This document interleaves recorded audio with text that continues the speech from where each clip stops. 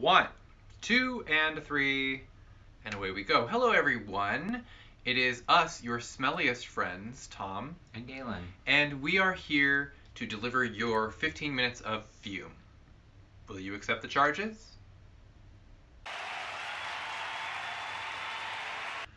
You may be able to hear a slight amount of background noise from construction next door. Hopefully it won't be distracting. If so, I mean, imagine how we feel. Because, it doesn't go away when we turn off the camera. We'll be exploring options for getting away from said noise for recording in the future, because this is unprofessional.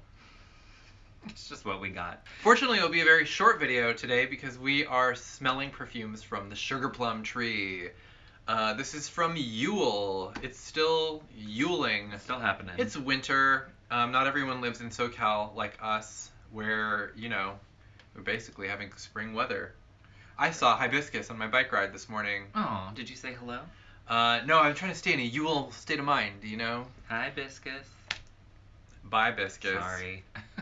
But anyway, the collection is just 5 cents. We only have 4 of them. More on that later. But these are inspired by a beautiful children's poem by Eugene Field called Sugar-Plum Tree. And it's just like the kind of whimsical fantasy land poem that children love because it distracts them from, the grim reality of life that is encroaching upon them every day as they realize everything they will have to reckon with in this world that we've created. Great. Right. Escapism. Fantasy. And what I love is there's beautiful escapism, and then there's dark, horrible escapism, and BPEL kind of does it both, sometimes at the same time. Shall we smell them? I mean, I could use some escapism from the construction noise. Let's escape. Ready? 1, 2, 3. It's like I can't tell if it's 2 different trucks backing up or if it's the same truck backing up over and over, but the acoustics are making the beeps come from different places at different times, and it becomes this cacophony of... It's fascinating. It's shattering. It's nerve shattering. It's just beeping. I feel like if we keep talking, you can't hear it, but then if it's silent, it'll just... Actually, I don't even... What's scary is it becomes so normal that maybe they went on lunch. That it just becomes the silence, and you don't even hear it anymore because you have gone insane. Which brings us to our first perfume. A chocolate cat. A chocolate cat.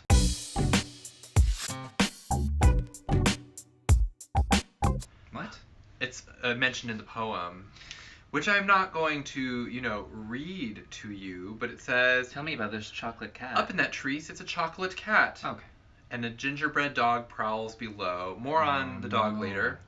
Hope the cat's okay. It is just the way of things. I like how it's still, even in the realm of fantasy, introducing children to the problems of the world, right? Animal conflict. Animal conflict. This is Animal Conflict Alchemy Lab. The perfume is honeyed cacao, toasted amber, caramelized musk, and sweet 10-year aged vetiver. I didn't know you could caramelize musk. I didn't know that you could age vetiver 10 years. I mean, it makes sense. You just put it in a thing and put it away. Put it away somewhere. Set a timer. And hope for the best. Be 10 years from now, I gotta check something. Dear future self and or, next of kin. Okay. Well, this does smell chocolatey. We did a chocolate vetiver scent that was shit when we were doing the censored words smells for a civil rights fundraiser.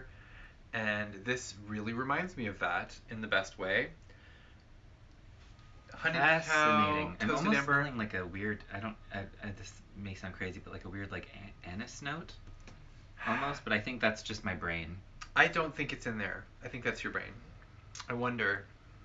Maybe something happens interesting. I bet the vetiver, when you sweeten it up, might be a lot different than you're expecting. It might be. Might be that caramelized musk. I'm getting some these are familiar, comfy BPEL notes for me. I'm tracking kind of everything. I get a little of everything from the description. I'm not getting so much the musk. I'm sure that's going to come out on the skin because the sweeter, foodier notes really kind of dominate fresh in the bottle. It's yes, chocolate, but then also something kind of it's warm and fuzzy also. And then it has a bit of the vetiver, while sweet, is still going to be one of the least sweet things in this bottle. So you've got a little bit of a kind of a toasty, burny smell. Boy, that is heavenly. It gives it kind of like like a kind of a dry, grassy scent, so that it's kind of weirdly outdoors while also being very cozy. That vetiver really gives it a complexity that keeps it from just being like a foodie scent ladling on the foodie notes. Absolutely. And I think if you smelled this in passing on someone, you would get a little more of that dry, grassy. It almost makes it more like an herbal tea. Because already on the skin within a few minutes, the kind of like the cacao is getting a little more shy. The caramel is there sweetening things, but like it's still toasted amber, toasted amber, toasted amber, toasted amber. Can the amber always be toasted? I have a request. From now on, when Beth comes to us with an amber, I'm going to ask if we may this be toasted. Can we toast it? People are still smelling like plain raw untoasted amber. I don't know. You could toast that, You could just toast it. We have a Hello Kitty toaster. Oh my god, the chocolate cat Hello Kitty toaster. I made the connection. This is very nice. It's just like a very dry, chocolatey musk. Yes. And I'm like, that's like the most simple breakdown I can offer. It's dreamy. It's comforting, but it's also kind of super comforting. It's mysterious though. Yeah. Like it has kind of like adult, aloof undertones, which cats. All right. Well, I'm gonna give that a minute to age on the skin to dry down, and we're gonna try next. We're going on to that gingerbread dog that was causing such a ruckus.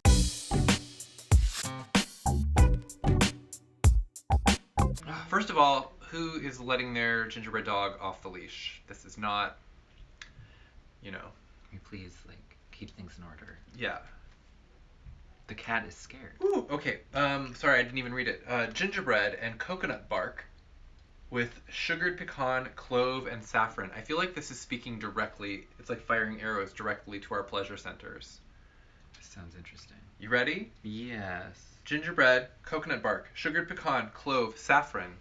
It's like a magic spell. Okay, so this definitely is in the realm of like the gingerbread cotillion scent. Wow. We've got that same spicy gingerbread note, which is by now pretty familiar to a lot of you. It does remind me of gingerbread and leather, even though there's not a lot of overlap. I mean, it's the clove, I guess, because that one has clove. But this one, it's like, whereas the gingerbread and leather has this kind of like moody, like, Mark Almond drum machine thing going. Yeah. This one is much like, I don't know, it's kind of like sassy, flirty, like daytimey. It reminds me a little of Scheherazade for some reason. Yeah, the spiciness of it. Yeah, it's super spicy and wonderful. Let's get it on. The skin, I mean. You know what I meant. Oh, I'm finally getting that coconut that I really wanted from it. It's like a kind of a subtle enough note that in the bottle I don't think it had any chance of standing out. Oh. It instantly is less sweet on the skin for me than it was in the bottle. This is very spicy. It's like more dry and spicy, which I really love. It's like, and also I get it, coconut bark. Get it? Gingerbread dog, coconut bark. I don't get it. The dog barks. I'm getting like some cinnamon. I mean, yeah. Or are you? You probably are. I mean, like there might be. It's really giving me definitely like a kind of a dry spice cabinet scent. Yeah. Kind of like dark and mysterious in that way, and I think it's like maybe the coconut plus the pecan, like that nuttiness, kind of like again pulls it. It says it's sugared, but it's still something that's pulling it away from the sweetness ultimately. Yeah. Yeah, I really love the dry spiciness of it. It does remind me of Scheherazade. Just it's really got like a warmth to it. Yes, it's like for me like the difference between a dry gingerbread cookie and like some of the cakier gingerbread. Yeah. You know what I mean? Yeah. This is more like dry gingerbread cookie. Dry. Or it's almost like the kind that you make with like the particular dough that like you make a gingerbread dough, but that's not like edible, that you dry into an ornament for the tree. Yes. And then it's shaped like a dog.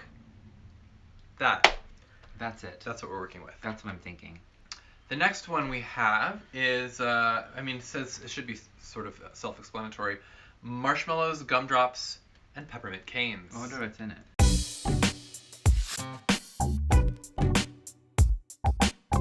It is spiced with anise, clove, and a drop of cinnamon. Okay, well, something has anise in it. I hope you feel validated.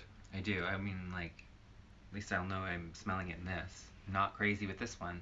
Weirdly, I smelled this because I was taking photos for it. Oh. And it is in there, but it's not like... There's so much happening. I know, it's so intense. I can't even... For me, this is like... anything apart.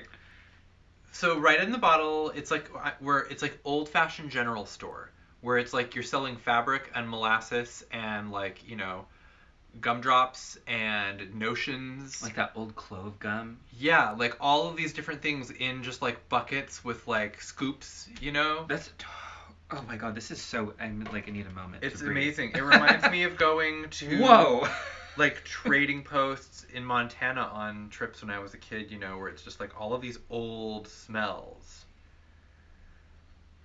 It's really fascinating. There's like this something herbal about it. It's like the anise and the clove, which keeps it like from going pure. Because I mean, you see the name of this and you think this is purely Candy Town, and it is, but it's old Candy Town in that way that some of the candy is better in theory than it is to eat. So, you ready? You gonna go on this journey with me? Yeah. Have that lid. What's so funny is that I get excited by any marshmallow perfume, but marshmallow is a relatively subtle note. There's never anything that is as marshmallowy as I really want it to be, except for that one hair gloss from the Butterfly collection that was like marshmallowy, like, was it lemon candy or something? Was it cabbage white hair gloss? Cabbage white. Yeah, that was marshmallow enough, and almost nothing else is marshmallow enough for me. But there's this wonderful, you know, it's like a floofy backdrop, and then you've got these like kind of cooler, drier, kind of like, it's got like an ancient quality to it. How fascinating. It's minty. You got the mint. It is minty. There's so much happening. It's got some overlap with Green Lovebird because of the mint and the candy and so forth. And the spices, like weirdly. And then also the marshmallow brings to mind the pink lovebird. She was cake. That was cardamom and cake. Oh, but it was sweet. Okay, never mind. Well, we'll cut that part out. No. Well, I mean, you know, together. I mean, this is very close to the smell of them together, to be honest, because she was cardamom. It's kind of, again, like kind of cool, dry. Like it has this like shady, kind of like a weird witch grandma pantry. All of these treats up on high shelves and you can't quite reach them. You need a grown-up. There's like that folding stepladder thing that you know you're not supposed to get out by yourself. It's really taking me back to childhood. Wow. Really trippy. Yes. I mean, it's such a clear... This, to me, is such a precise place and time kind of smell. Like, it's a really, like, an atmosphere. Yeah. Like, I know... like what the light is like in the room. It's like dim. There's like the shutters, like the little blinds that you adjust by moving the thing up and down, so that you've got the bars going across the floor. Grandma's taking a nap. You're not supposed to get treats while she's asleep, but like you also just can't relax knowing that there's treats.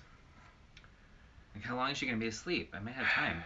You end up gnawing on some of the baking chocolate just out of curiosity, just to see if it's better than the last time you did it, and it never is. 15 minutes of childhood regression. Wow. It is ultimately pretty minty. It is. It is. And it blends with the cinnamon. Well, there's no listed cinnamon. Yes, there is. That was with the other one. Okay, the clove and the cinnamon. Right. So it's kind of and like... And the anise. It's like minty spicy. Yeah.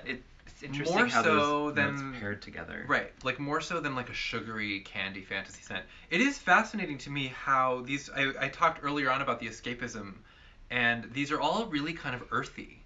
You know, like there's something really like grounding about all of them because they're like in the I don't know. There's something... It's very strange. It's not what I was You're expecting expecting at all. to go to like a fantasy land, and you're actually just like, I'm just having like memories from my real life. Well, but again, because the perfume that it's inspired by is so old, it really does. It's like a fantasy from like a bygone era. Like it's really interesting, like a portal for the imagination to travel into to kind of recreate a particular fantasy world. That is something that I don't know. It's like a particular gift of our perfumers that I just have never seen anything like that before. Yeah. Amazing. Um, I'm happy to see that there is a kind of a like a breathy, like a floaty marshmallow thing kind of hanging around in there. Really, yeah, there's a floofiness. It keeps it from being too severe. Yeah. The last one that we have here is the Garden of Shut-Eye Town.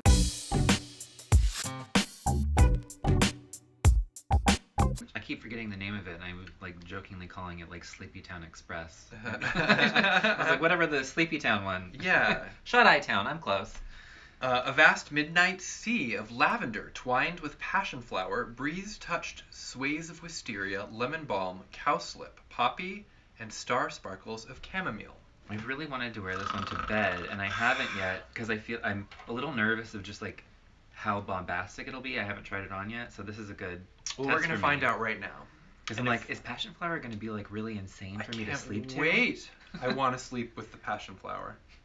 Okay, whoa, okay. You can smell the passion flower. This is a hard swerve from where we've been at with all of these like spicy candy goodies.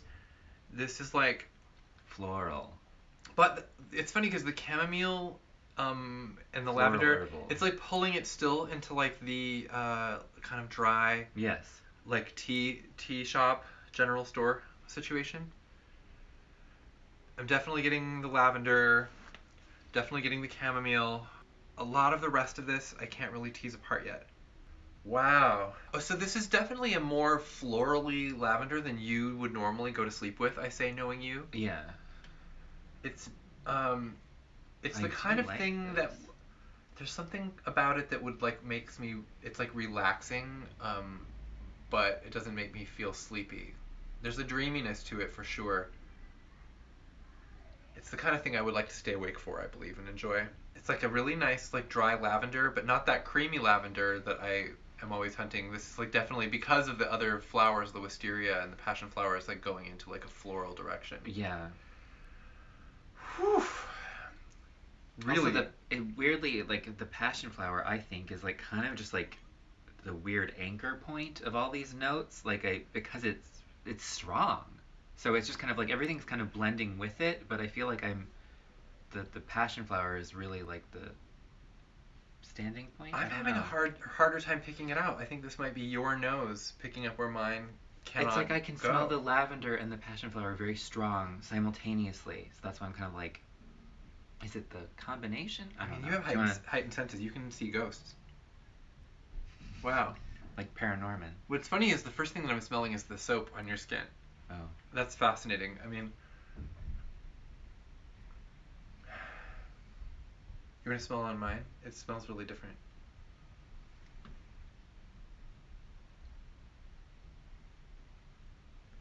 It does smell different. Yeah. What's going on? Right. Mine is like, I mean, definitely kind of a more romantic floral. Like that's what I mean. Like it's the kind of thing where it's like soothing, but it's got a bit of a flounce going. Like she's not ready to go to bed just yet, if you know what I'm saying. But she sure would like to lie down. I think that if the description of this sells you on it, that there's nothing here that's gonna like, there's no plot twist. You know what I'm saying? Yeah. There's not like a curveball that's really gonna. Yeah. Fuck with you. So, wow. Okay. I'm gonna go back real quick and smell that chocolate cat. Oh, and that which is much more musky vetiver. It's very musky. Ooh. Whoa. Like when I started smelling it, I was like, this is it? This smells very different. This is it. I mean, for me, I think in the collection, this is the one, the chocolate cat. Because this whole arc is really pleasing to me. Gingerbread dog is like a nice, I'm getting like a cinnamon coconut. I really like the gingerbread dog. It's so dry. I wonder if it'll show up on the recording, but a dog started barking right when we It's that dog. Crazy. And then the final one, which we're not able to smell today because when I went to gather these, we were out because too many people bought it. That can happen. Sometimes our videos are affected by shopping. The Shore of the Lollipop Sea, which is a salt-crusted wave of blueberry lollipop goo, which I wish that we could smell, but some of you already have it, and that's why we don't. And I'm hoping that maybe some of you who have that one will write some impressions in the comments for anyone who comes to watch this video looking for a scent, and we'll also drop the link to the beepal.org customer reviews for that scent in the description, so that it's like, at least if you can't hear what we think about it, you can see what some other rando has to say. And this is why we welcome rando reviews in the comments also, because people will have different impressions than we would if we had it. It's always useful to know what people are thinking about what they're wearing. We have blind spots. We're not perfect. Oh, that gingerbread dog. Galen's perfect.